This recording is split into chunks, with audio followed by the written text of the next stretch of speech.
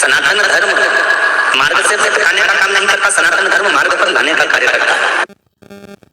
ऐसा कोई व्यक्ति नहीं जिसके भाग्य में भगवान ने सुख नहीं लिखा, लिखा है, बस थोड़ा सा मंथन करना पड़ेगा। थोड़ा सा मंथन करोगे तो वो सुख प्रकट, आपको थोड़ा सा मनन चिंतन करना पड़ेगा, थोड़ा मंथन करना पड़ेगा। महाराज,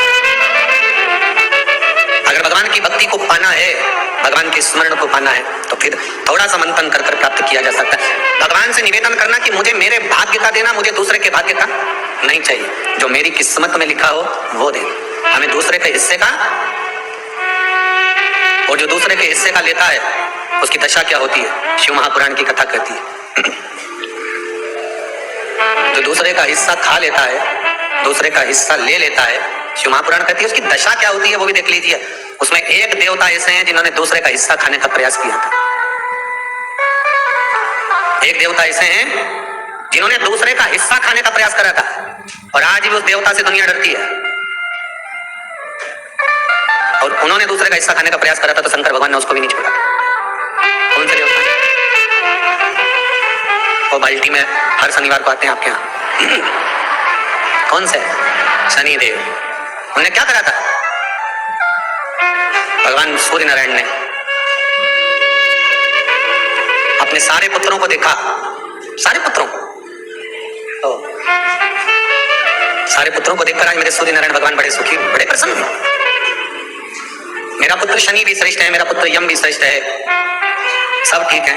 आज भगवान सूर्य देवता ने अपने पुत्रों को बुलाकर कहा, आज मेरा मन कर रहा है कि मैं सारे लोगों का राज्य अपने पुत्रों को बांट दूं, सबको अपना अपना हिस्सा दे दूं।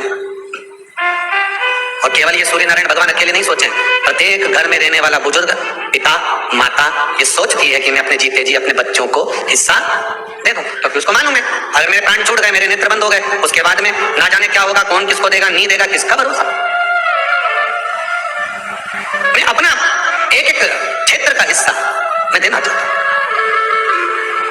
शनि महाराज जी को भी हिस्सा दे दिया गया। अब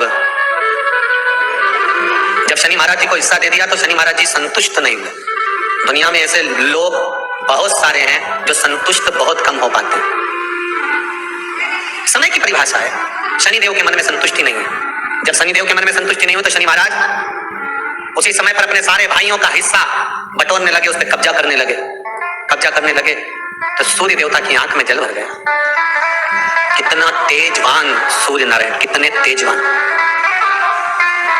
कितना तेज भगवान सूर्य के पास में था। और शनि महाराज को देखकर आज रो रहे हैं। शनि महाराज को बहुत करवत निवेदन करके कहेंगे, भगवान अगर पुत्र दे तो संस्कारी दे, भगवान अगर पुत्र दे तो संस्कारी दे। संस्कारी अगर पुत्र होगा तो जीवन की सार्थकता हो। अच्छे अच्छे सूरमाओं को भी अपने बेटों के कारण रोते हुए देखा है। अच्छे अच्छे सूरमाओं को जब बच्चे बड़े हो जाते हैं, घर में बहुएं आ जाती है, माता पिता की चलना बंद हो जाती है, बहू बेटों की चलना प्रारंभ हो जाती है। पिता कुछ भी कहता है, बेटा दौड़कर चिल्लाकर दौड़ता है। सास कुछ भी कहती है, बहू चिल्लाकर दौड़ती है।